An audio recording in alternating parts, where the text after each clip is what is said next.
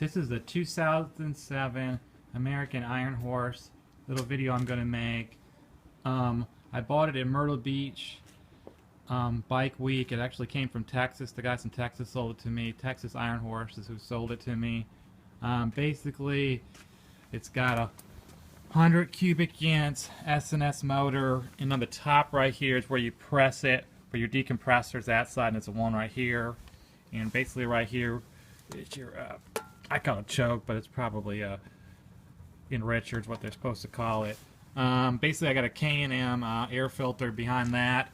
Pretty much everything stock on this bike. This is a Bandera. This paint job right here, the Ghost Flames, that was a $2,000 option. I think this bike was maybe like $25,000 or something like that. But when you add it on the paint job, and I'm just going to show you that that paint job is identical. The fender has the same flame, Ghost Flame on it, and so does the gas tank, has the same flame on it with the Ghost Flame, and so does the fender. So that was a really expensive option. It was at least $2,000 or more. It might have been $3,000 option. I can't even remember. It was a lot of damn money. I added this little tailpiece. I like it. It's got a 240 rear on it.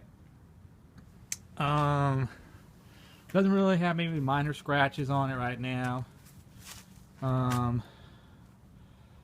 See the engine from the other side.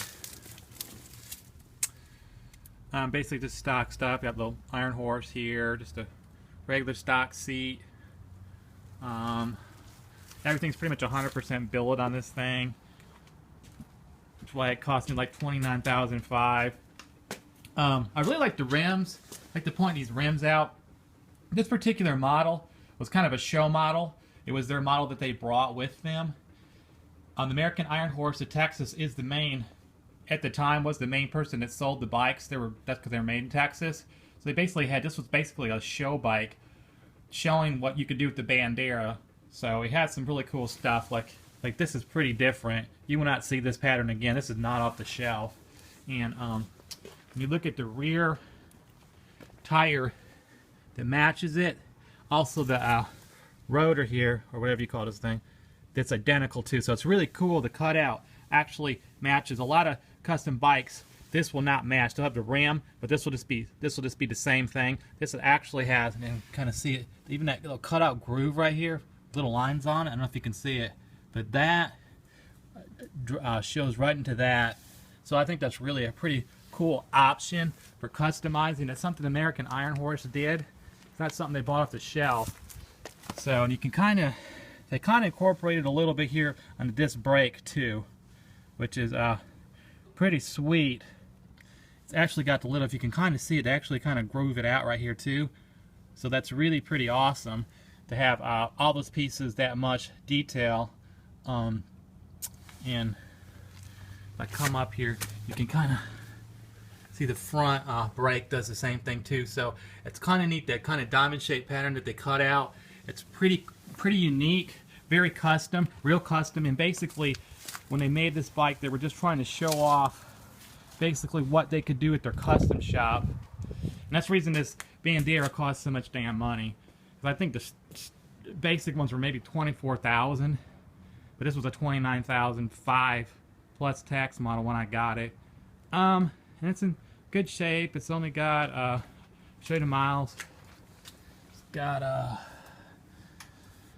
21,900 some miles, and I might just start up here in just a second, but I can't start up with my phone on because I just won't work out, because I have it in neutral right now, and if I have it in gear, and if I put it in neutral, I actually have a little hill right here. It's going to smash my truck, so I'm going to roll it in the garage to start it up. But that's basically it. It's 100 horsepower, and it's really, really fast. I think the bike's only like 540 pounds. It's a lot lighter than your basic bike, so you know it doesn't have a 115 cubic inch engine. But if you look at this bike, that engine fits in there really tight. Just to kind of give you an idea how big the bike is. So the bike's really light. This is a light bike. It's easy to move. You know, if you throw a girl on back, they're easy to move around in. Oh yeah, and this was also a very expensive upgrade.